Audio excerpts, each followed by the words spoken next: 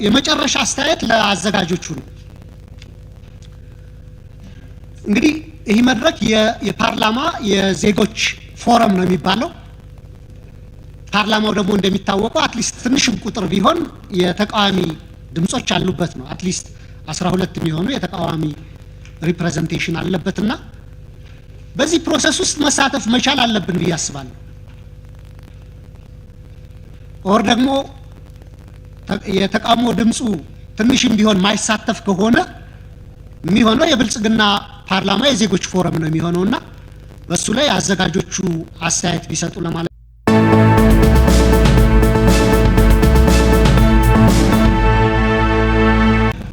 አገራችን አሁን ካለችበት የፖለቲካ ዴድሎክ ወይም የፖለቲካ ቅርቃር ለማውጣት የብሔራዊ መግባባትና የብሔራዊ ምክክርን አስፈላጊነት ለበርካታ ጊዜ የተለያዩ የፖለቲካ ቡድኖች ሲያነሱት የነበረ ጉዳይ እንደነበረ ግልጽ ነው እና በተለይ ከብልጽግና መንግስት መምጣት በኋላ በተወሰነ ደረጃ የብሔራዊ ምክክር ስራው ለመጀመር ጥረት ተደርጓል። ስቲል ያሉት ተግዳሮቶችና ቻሌንጆች በዶክተር ሳሙኤልም በሌሎች ተናጋሪዎችም ሲገለጽ ነበር። እኔ ምንድነው አሁን እየሄድን ባለንበት መንገድ የተነሱ ተግዳሮቶችንም ሳንፈታ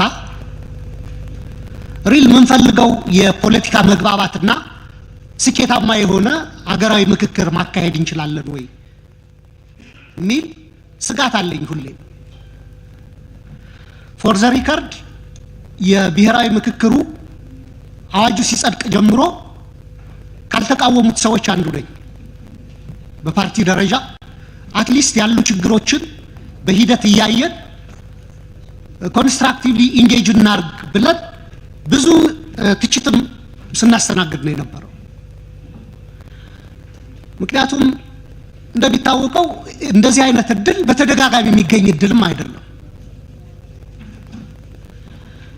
ነገር ግን አሁን ሀገራችን ባለችበት የተከታታይ የሆነ የፖለቲካ ቀውስ፣ የፖለቲካ ግጭት፣ ቫዮለንስ፣ የእርስ በርስ ጦርነት አውድ ውስጥ ምን አይነት ሀገራዊ ምክክር ማድረግ ይቻላል?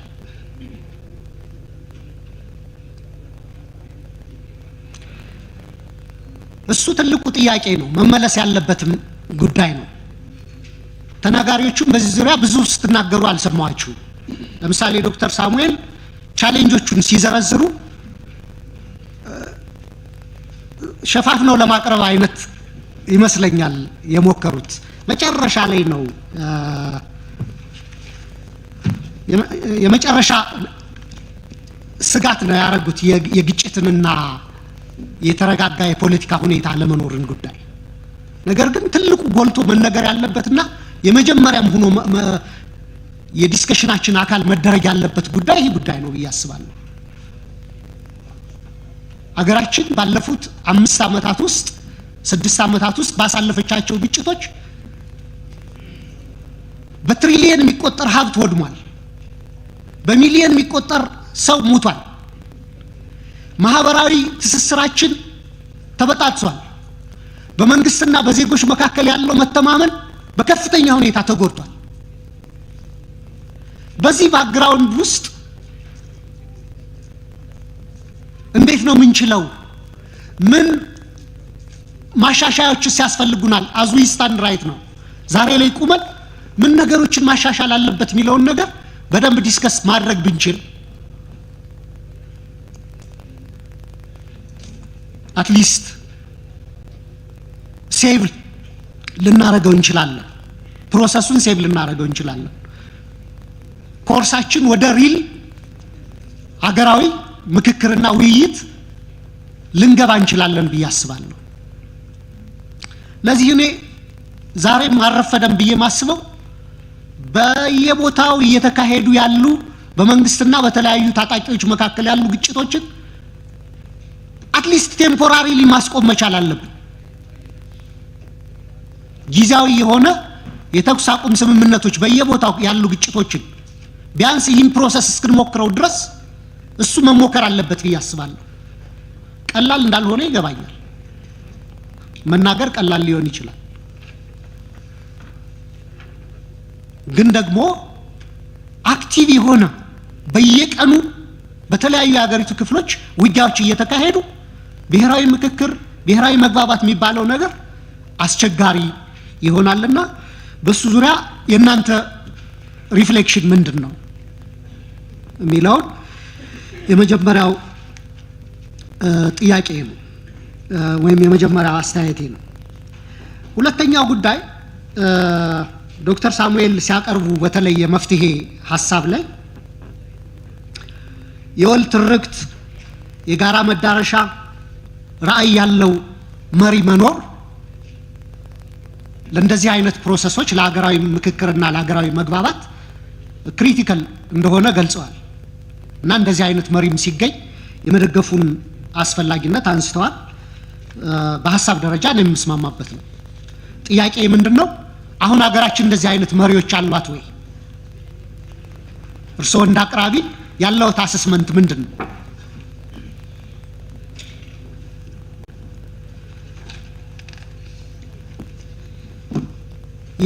የዶክተር ጌዲዮን አጠቃላይ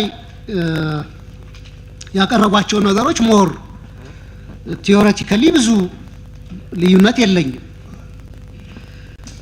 ነገር ግን የቀረቡ አገራት ኤክስፒሪየንስ እንደሚታወቀው በፖለቲካ ሳይንስም ሆነ በዴቨሎፕመንት ወይም በተለይ በእንደዚህ አይነት አገራዊ መግባባትንና አገራዊ ውይይት ሂደቶች ላይ ታሪክ ራሱን ይደግማል ወይ? ላይክ አሁን የኛ የኢትዮጵያ ሁኔታ ቲፒካሊ የተለየ ነው ከነዚህ ከቀረቡት ኤክስፒሪየንስ። ተግዳሮቶቻችንም የተለዩ ናቸው። የጀርመን ምሳሌ ተነሳ። አፍተር ቢስማርክ ዩኒፋይድ የሆነ ጀርመን ነበር። አትሊስት ጀርመን ጋር ተገንጣይ ብሔርተኞች ወይ ደግሞ አገረ መንግስቱ ላይ ጥያቄ አልነበረም። በኋላ የምስራቅና ምዕራብ ካምፕ ክፍፍል እንዳለ ሆኖ የአሜሪካ ኳይት ዲፈረንት ነው። በእርግጥ የሲቪል ዋሩ ፔሪየድ አሁን ካለንበት ሁኔታ ጋር የሚመሳሰል ይመስለኛል። ላስት ይር ይመስለኛል አንድ መጽሐፍ አንብቤ ነበር፣ ቲም ኦፍ ራይቫልስ የሚል ዘ ፖለቲካል ጂኒየስ ኦፍ አብርሃም ሊንከን የሚል መጽሐፍ እና የሲቪል ዋሩን ወቅት የሚገልጽ ነው። ብዙ ነገሮቹ ከኛ የታሪክ ፓራላሊዝም ጋር የሚሄድ ነው። ከዚያ በኋላ የሄዱባቸው ኮርሶች ግን አሁን ሀገራችን ካለችበት ተግዳሮት ቻሌንጆችም የተለየ ነው። ኢቭን ታሪካዊ ኮንቴክስቱም በተወሰነ ሁኔታ ይለያል። እዛ ላይ ወሳኙ ጉዳይ ስሌቨሪ ነው ነበር፣ የባርነት ጉዳይ ነው። ዛሬ ግን መሰረታዊ በሚባሉ ጉዳዮች ብለው ባነሷቸው ጉዳይ ራሱ ሰሜን፣ ደቡብ፣ ምዕራብ፣ ምስራቅ የሰማይና የምድር ያክል እይታ ልዩነት አለው። ስለዚህ ከኛ ኮንቴክስት አንጻር እርስዎ ምንድን ነው የሚሉት? በትክክል አሁን ባለው የኢትዮጵያ ሁኔታ ሰክሰስፉል የሆነ አገራዊ መግባባት አካሂደን የሀገራችንን የወደፊት ተስፋ ሸፕ ማድረግ በምንችልበት ቁመና ላይ ነው ወይ ያለ ነው ከነዚህ ሀገሮች ኤክስፒሪየንስ ተነስተን ሚለው ሪፍሌክት ቢያደርጉበት ለማለት ነው። ዶክ ሰዓቷን ያየህልኝ ነው። እሺ ልጨርስ ነው። የመጨረሻ አስተያየት ለአዘጋጆቹ ነው። እንግዲህ ይህ መድረክ የፓርላማ የዜጎች ፎረም ነው የሚባለው። ፓርላማው ደግሞ እንደሚታወቀው አትሊስት ትንሽም ቁጥር ቢሆን የተቃዋሚ ድምጾች አሉበት ነው። አትሊስት 12 የሚሆኑ የተቃዋሚ ሪፕሬዘንቴሽን አለበትና በዚህ ፕሮሰስ ውስጥ መሳተፍ መቻል አለብን ብዬ አስባለሁ።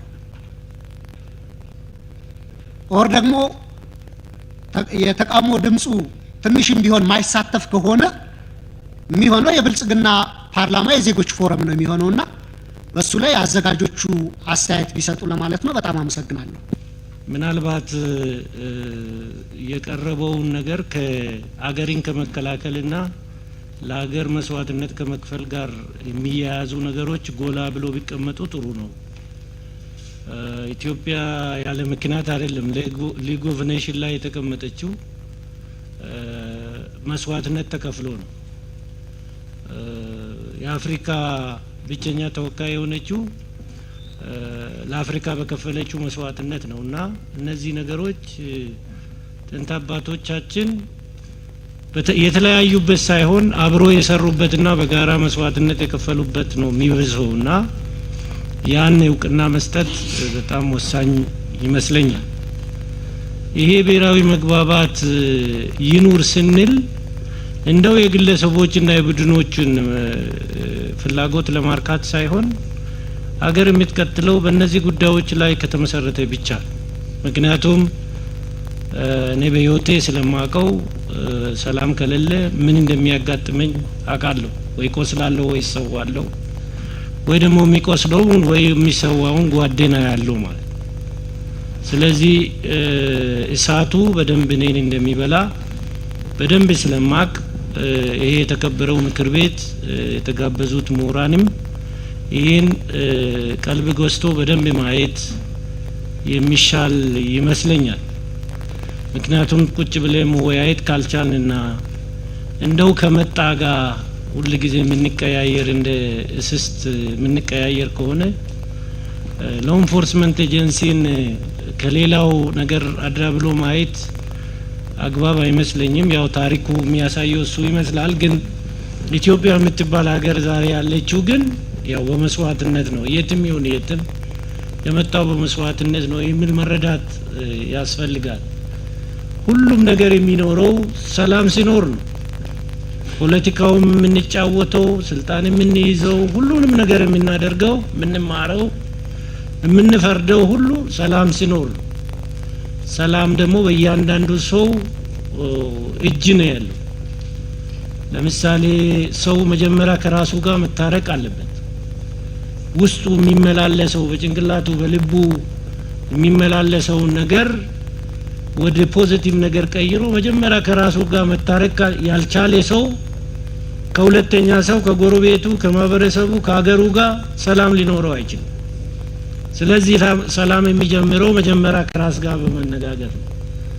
ከዛ ፖዚቲቭ ነገሩን ይዞ ከመጣ በኋላ ወደ መድረክ ከሌላው ጋር መወያየት የሚያስፈልግ ይመስለኛል። ስለዚህ ብሔራዊ ምክክሩ ወሳኝ ነው፣ ለኛ ወሳኝ ነው። አሁን የኢትዮጵያ ሕዝብ ቆም ብሎ ማሰብ ያለበት የሚመስለኝ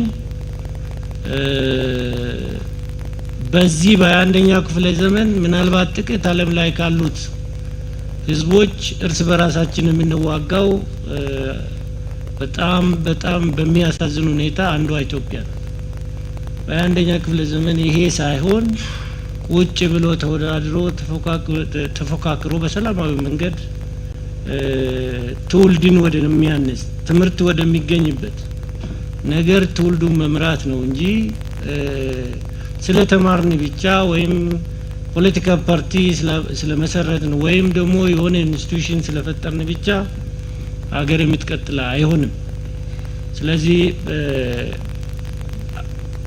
አባቶቻችን እስከዛሬ እስከኔ እድሜ ድረስ ያለው ቀጣዩ የሚቀጥል መስዋዕትነት እየተከፈለ በየኮርነሩ ነው። ደግሞ አንድ ሰፈር ብቻ የቆመ ሳይሆን እኔ እንኳን በዚህ እድሜ የቀረኝ መንደር ያለ አይመስለኝም። ብዙ ቦታ ሄጄ አይቼዋለሁ። ኢትዮጵያ የሚባል በቃል ከሚነገር ወይም ፊደሉ ከሚቆጠር በላይ አጥንቴ ደሜ ውስጥ ያለው ኢትዮጵያ የምትባል ጽሁፍ ነው። እሷ ናት እኔ ላይ የምትሰራው፣ ጓዶቼ ጋር ያለችው እቺ ናት። ስለዚህ እኛ መስዋዕትነት የምንከፍለው ኢትዮጵያ ሕዝብ መስዋዕትነት የሚከፍለው ቁጭ ብሎ መነጋገር ባለመቻል ስለሆነ ይሄ ነገር ወደ ህሊና ተመልሶ ቁጭ ብሎ መነጋገር የሚሆነውን ማድረግ ነው። እንዲሁ ዝም ብሎ ግጭቶቻችን ምክንያት መሆን የለባቸውም። አጀንዳ መፍጠር ለምሳሌ እኔ ማቀው እንዳነበብኩት ቱርኪዬ የሚባል ሀገር በጣም የማይነኩ ቀይ መስመር የተሰመረላቸው የሀገር ክብር አለ። ለምሳሌ አንደኛው የሀገራቸው ህዝብ መዝሙር የሀገራቸው ህዝብ መዝሙር መንግስት መጣ ሄደ ወታደር ይሁን ሲቪል ባለስልጣን ማንኛውም ሹመኛ ያን መንካት አይችልም። ኦሬዲ የተገደበ ነው። ሁለተኛው ህገ መንግስቱ ነው። ህገ መንግስቱ ቅድም በተባለው መንገድ የተወያዩ ማስተካከል ይቻላል። የሚመጣውም አሁን ስራ ላይ ያለው እስከሚስተካከል ድረስ ማንም ለዛ ተገዢ መሆን አለበት። እሱም መፈረጅ የህዝቡን ቃል ኪዳን መንካት ነው። ምናልባት ያለውን ክፍተት ማስተካከል ያለ ነው። አሁን በውይይቱ መመለስ አለበት። ለዚህ ሀገር ሰላም ያስፈልጋል። ሶስተኛው ባንዲራቸው ማንኛውም የዩኒቨርሲቲ ተማሪ ማንኛውም ካዴት ማንኛውም ወታደር ሰልጥኖ መጨረሻ ላይ ሲመረቅ ጣቱን በምላጭ ቆርጦ ደሙን ባንዲራው ላይ አድርጎ ቃል ኪዳን ገብቶ ነው። ከዛ በኋላ ወደ ባሌ ወደ ቦሌ መሄድ የለም። ቃል ኪዳኑ አሷና። ስለዚህ እኛ ይሄን ይዘን በብዙ ዘመናት ኢትዮጵያውያን ልጆቻቸውን ለዛውም እስከሚደክመን ደክሞን እስከምናስብ አይዲያ እስከምናመጣ ሳይሆን ያቺ ውድ ህይወቱን ከፍሎ ያቆያትን ሀገር እንዲሁ በሚዲያ ጫጫታ አገሪን መበጥበጥ አግባብ ነው ብለን እኛ አናምን። እኔ አላምንም ፐርሰናል። ወደ ጠመንጃ ማንሳት የሚያስከደው በሰላማዊ ውይይት ላይ አሸንፋለሁ ብሎ ቁርጠኛ ያልሆነ ስለ ሀገሩ ወደ ኋላ ስለመቅረቷ ስለመበደሏ በራሷም በውጭም ስለተደረገላት ተጽዕኖ ስለተደረገባት ተጽዕኖ ሁሉ ቁጭት ኑሮት ከዚህ መውጣት አለብኝ ብሎ መታገል የማይፈልግ ነው። በአንደኛ ክፍለ ዘመን ነፍጥ ይዞ ወደ ጫካ የሚሄድ። ስለዚህ ቆም ብለን ማሰብ የሚያስፈልግ ይመስለኛል። በሰላም ማስከበር ላይ እየተከፈለ ያለው ለራሳችን ይቅር ለሌላው በጣም ወሳኝ የሆኑ እዚህ ብቻ አይደለም ደማችን የሚፈሰው የሰው ሀገር ሄደንም ደም እናፈሳለን። እናንተ በምትልኩን በምትሰጡን ትእዛዝ መሰረት። ስለዚህ እኛ ከዚህ በኋላ እኛም ህዝባችንም እንዲበጠበጥ ደሙ እንዲፈስ እንድንሰዋ አንፈልግም። ቁጭ ብላችሁ ተወያዩ እና ችግራችሁን ፍቱ።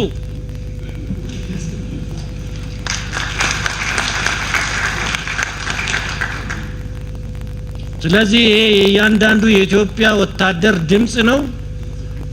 ለዚህ ብሔራዊ ምክክር ሁሉንም አስተዋጽኦ ማድረግ አለብን።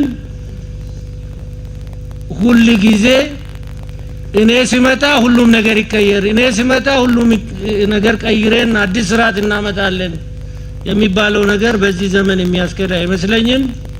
ቁጭ ብላችሁ በፖሊሲ በስትራቴጂ አጠቃላይ ኤክስኪዩቲቭ ኦርደር በሚባሉ ዋናውን በማይነካ አጥር ውስጥ ገብቶ እያስተካከሉ መወዳደር በዛ ለዚህ ስኬታማ መሆን